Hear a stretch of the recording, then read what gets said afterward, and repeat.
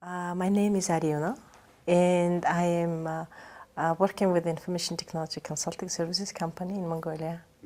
And I have two hats. And the second hat is I'm a CEO, executive director of the Moses Association, which is the Mongolia Australia's society. I went to Australia in 1994, and I was in the very first group of Mongols who went there.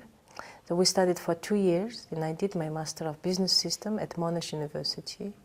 We have two major directions. One of them is working with companies, international companies, on projects which are implemented in Mongolia, projects which are funded by ADB, World Bank, other donors. The other one is we are providing support for information technology to big companies like mining companies.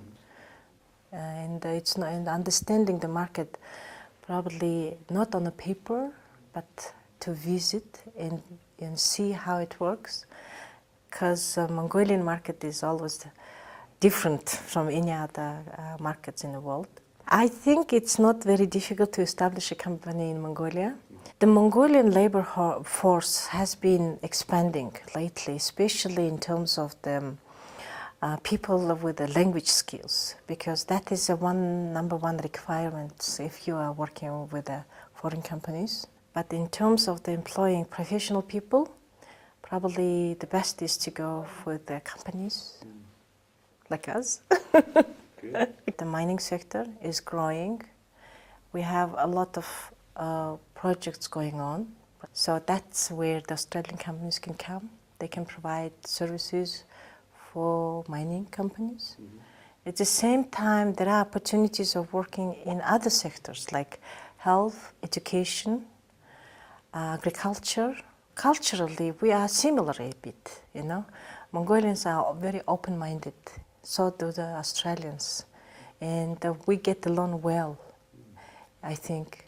Mongolia, it's one of the countries in Asia which do not have very big discrimination against a woman and male. So for Mongolia, for Australian businesses to come and work, I think it's quite open.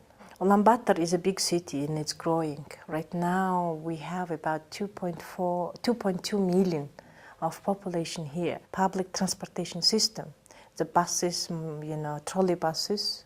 We don't have metro, we don't have trams like Melbourne has.